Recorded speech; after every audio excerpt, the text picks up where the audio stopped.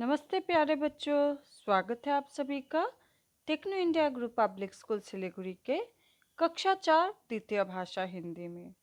बच्चों, आज मैं आप सभी को मधुप हिंदी पाठमाला भाग 4 से पाठ 15 आकाश की 7 सीढ़ियाँ इस पाठ के कुछ अभ्यासों को करवाऊंगी। तो चलिए बच्चों, लिखिए विभाग से अभ्यासों को शुरू करते हैं। तो बच्चों, पृष्ठ संख्या 119 में दिए गए लिखिए विभाग से हम बहुविकल्पीय प्रश्नों को सर्वप्रथम करेंगे। पहला प्रश्न है, क साक्षात्कार देने लेखक कहाँ गया? विकल्प है मुंबई, बेंगलुरु, दिल्ली, कोलकाता। उत्तर है मुंबई। ख प्रश्न है, दूसरा संदूक किस गति से घूम रहा था? विकल्प है 50 मील प्रति घंटा, माफ कीजिए 50,000 मील प्रति घंटा, 70,000 मील प्रति घंटा, 40,000 मील प्रति घंटा अथवा 30,000 मील प्रति घंटा। बच्चों, उत्तर है 70,000 मील प्रति घंटा। और सही विकल्प पर सही का निशान लगाइए। इस प्रश्न के अंतर्गत ग प्रश्न है, सबसे कष्टदायक संदूक कौन सा था? और विकल्प है 5वां संदूक, चौथा संदूक, 7वां संदूक, तीसरा संदूक। तो बच्चों, सही उत्तर है 7वां संदूक। चलिए बच्चों, अगले प्रश्न की ओर बढ़ते हैं। पृष्ठ संख्या 120 में दूसरा प्रश्न है, पाठ के आधार पर रिक्त स्थान भरिए। क सातों संदूक पार करने वाले को रिक्त स्थान का प्रशिक्षण दिया जाएगा। बच्चों, क का उत्तर है रॉकेट पायलट। अर्थात वाक्य कुछ इस प्रकार से होगा, सातों संदूक पार करने वाले को रॉकेट पायलट का प्रशिक्षण दिया जाएगा। ख पहले संदूक का नाम था रिक्त स्थान। उत्तर है घूप अंधेरी पेटी। वाक्य कुछ इस प्रकार से होगा, पहले संदूक का नाम था घूप अंधेरी पेटी। ग वाक्य है, मन ही मन मैंने रिक्त स्थान का स्मरण किया। उत्तर है योग गुरु जी। और वाक्य कुछ इस प्रकार से होगा, अब मन ही मन मैंने योग गुरु जी का स्मरण किया। घ वाक्य है, मेरी सीट के पास एक गिलास में रिक्त स्थान रख दिया गया। उत्तर है पानी। और वाक्य कुछ इस प्रकार से होगा, मेरी सीट के पास एक गिलास में पानी रख दिया गया। बच्चों, अब तीसरा प्रश्न है, कुछ शब्दों में उत्तर लिखिए। क प्रश्न है, अन्य प्रार्थी लेखक को देखकर क्यों हंस पड़े? उत्तर है छोटे कद के कारण। ख प्रश्न है, लाख की कोठरी का तापमान कितना था? उत्तर है 103 डिग्री फ़ारेनहाइट। ग प्रश्न है, 7वें संदूक के लिए लेखक को कौन सी सामग्री दी गई? उत्तर है रॉकेट पायलट की पोशाक और मुखौटा। घ प्रश्न है, लेखक की पोशाक क्यों फूल रही थी? उत्तर है हवा का स्थान भरने के लिए। बच्चों, चौथे प्रश्न को हम नहीं करेंगे। आगे बढ़ते हैं 5वें प्रश्न की ओर। 5वां प्रश्न है, आशय स्पष्ट कीजिए। बच्चों, आशय स्पष्ट कीजिए का अर्थ है हमें दिए गए बातों का अथवा वाक्यों का अर्थ स्पष्ट रूप से समझाना है। तो बच्चों, क वाक्य है जैसा नाम वैसा काम। तो बच्चों, इसका अर्थ है नाम के अनुसार काम करना अथवा होना। ख वाक्य है तुम्हारा मनोबल काफी है। आशय है तुम्हारा मन का बल बहुत ज्यादा है। तो चलिए बच्चों, अगले प्रश्न की ओर बढ़ते हैं। बच्चों, अब हम समझिए विभाग से व्याकरण संबोध के कुछ प्रश्नों को करेंगे, जो कि पृष्ठ संख्या 121 में दिए गए हैं। क रु रु के तीन तीन शब्द लिखिए। रु अर्थात र में छोटा उकार और रू र में बड़ा उकार। बच्चों, इन दो वर्णों से हमें कुछ शब्द और लिखने हैं। यहाँ उदाहरण स्वरूप रू से दिया गया है गुरु और रू से दिया गया है जरूर।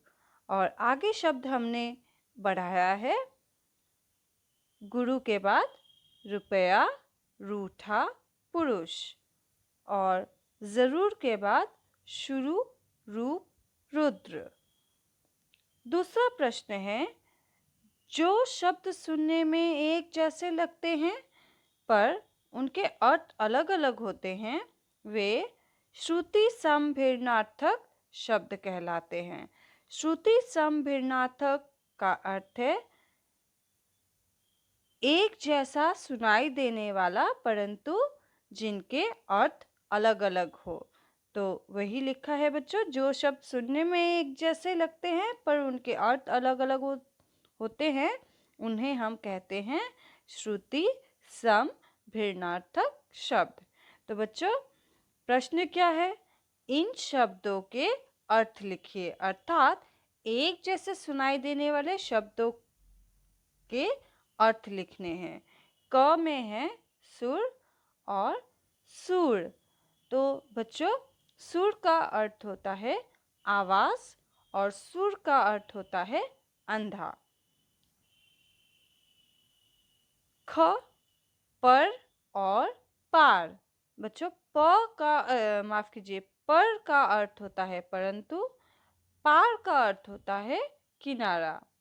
गिरी और गिरी। बच्चों, गिरी का अर्थ है पर्वत और गिरी का अर्थ है गूदा। बच्चों, गूदा क्या होता है? किसी फल के अंदर के हिस्से को अथवा बीज के अंदर के हिस्से को गूदा कहते हैं। जैसे नारियल की गिरी, जैसे आप समझ सकते हैं नारियल के अंदर जो सफ़ेद वाला हिस्सा है जो कि खाने में काफ़ी नरम लगता है, उसी को गिरी अथवा गुदा कहा जाता है। घ है और। तो बच्चों, और का अर्थ होता है तरफ। जैसे मैं पूर्व की ओर जा रही हूँ, तो और का अर्थ हुआ तरफ और का अर्थ है तथा। तीसरा प्रश्न है रेखांकित शब्दों के विलोम शब्द लिखकर वाक्य पूरे कीजिए। बच्चों, विलोम शब्द का अर्थ है विपरीत अर्थ देने वाले शब्द। तो चलिए बच्चों, यहाँ जो भी शब्द रेखांकित किए गए हैं उनके हमें उल्टे अर्थ देने वाले शब्द अर्थात विलोम शब्द लिखकर वाक्य को पूरा करना है। तो वाक्य कुछ इस प्रकार से है। क नरक के दर्शन के बाद लेखक स्वर्ग जाएगा। तो यहाँ नरक का विपरीत अर्थ हुआ स्वर्ग। ख अंधेरे से उजाले में जाने पर आंखें चौंधिया गई। बच्चों, यहाँ अंधेरे का विपरीत अथवा विलोम शब्द है उजाले। ग ज्ञानी तो मैं अब हुआ हूँ, पहले तो मैं मूर्ख था। तो बच्चों, ज्ञानी का विलोम शब्द है मूर्ख। घ इतनी सामग्री पर्याप्त है, अपर्याप्त हो तो और भेजूं। तो बच्चों, यहाँ पर्याप्त का विपरीत अर्थ है अर्थात विलोम शब्द है अपर्याप्त। और अंतिम वाक्य है लेखक निश्चय अनिश्चय के भंवर में फंसा था। तो बच्चों, रेखांकित शब्द है निश्चय और इसका विपरीत अर्थ वाला शब्द है अनिश्चय। तो इस प्रकार से विलोम शब्दों से वाक्य को पूरा कीजिए। चौथा प्रश्न है क्रिया की विशेषता बताने वाले शब्द क्रिया विशेषण कहलाते हैं। जी हाँ बच्चों, इसे भी आप व्याकरण में पढ़ चुके हैं। क्रिया की विशेषता बताने वाले शब्दों को ही क्रिया विशेषण शब्द कहते हैं। जैसे कांटा धीरे धीरे घूम रहा था। आप ऊपर बैठ जाइए। तो बच्चों, धीरे धीरे और ऊपर ये दो शब्द क्रिया की विशेषता को बता रहे हैं, इसलिए ये क्रिया विशेषण शब्द है। तो आगे क्या लिखा है देखते हैं। इन वाक्यों में क्रिया विशेषण शब्द रेखांकित कीजिए। तो दिए गए वाक्यों में हमें क्रिया विशेषण शब्दों को रेखांकित करना है। क पोशाक और मुखौटा यहाँ मिलते हैं। तो बच्चों, यहाँ पर जो यहाँ शब्द है इसे ही हम रेखांकित करेंगे क्योंकि यह क्रिया विशेषण शब्द है। ख मेरे आसपास हवा सूखी जा रही थी। आसपास क्रिया विशेषण शब्द है। ग मैं अचानक बोल उठा। अचानक क्रिया विशेषण शब्द है। बच्चों, चौथे प्रश्न में और दो वाक्य है जो कि पृष्ठ संख्या 122 में दिया गया है। चलिए उन्हें भी पूरा कर लेते हैं। घ मैंने फौरन आवेदन कर दिया। फौरन क्रिया विशेषण शब्द है। अंग देखते देखते संदूक की बत्ती बुझ गई। देखते देखते क्रिया विशेषण शब्द है। बच्चों, इन क्रिया विशेषण शब्दों को पेंसिल से रेखांकित कीजिएगा। पांचवा प्रश्न है जो शब्द दो शब्दों या वाक्यों को जोड़ते हैं वे योजक कहलाते हैं। इसलिए क्योंकि पर और आदि योजक शब्द है। तो बच्चों, योजक शब्द किन्हें कहते हैं? ऐसे शब्द जो दो शब्दों को अथवा दो वाक्यों को जोड़ देते हैं, उन शब्दों को हम योजक शब्द कहते हैं। उदाहरण स्वरूप यहाँ दिया गया है इसलिए, क्योंकि, पर, और। तो इस प्रकार से योजक शब्दों का इस्तेमाल करते हुए दिए गए वाक्यों को पूरा करना है। क्या लिखा है जानते हैं। उचित योजक शब्द लिखकर वाक्य पूरे कीजिए। क मेरे कानों में रुई का फाहा लगाया, रिक्त स्थान तीखी आवाजें की गई। उत्तर है मेरे कानों में रुई का फाहा लगाया और तीखी आवाजें की गई। ख सातवें संदूक में ज्यादा कष्ट होता है। रिक्त स्थान रॉकेट में चढ़ने का मजा भी यही मिलता है। उत्तर है सातवें संदूक में ज्यादा कष्ट होता है, परंतु रॉकेट में चढ़ने का मजा भी यही मिलता है। ग वाक्य है मैं घुप अंधेरे संदूक से निकला। रिक्त स्थान दूसरे संदूक में गया। उत्तर है मैं घुप अंधेरे संदूक से निकला फिर दूसरे संदूक में गया। घ मैं प्राणायाम करता हूँ। रिक्त स्थान संदूक के कष्ट को झेल सका। उत्तर है मैं रिक्त स्थान माफ कीजिए मैं प्राणायाम करता हूँ इसलिए संदूक के कष्ट को झेल सका। तो चलिए बच्चों, इस पाठ के पृष्ठ संख्या 122 में दिए गए छठे प्रश्न को पूरा करते हैं। और हाँ बच्चों, यही इस पाठ का अंतिम प्रश्न है जिन्हें आप सभी को पूरा करना है।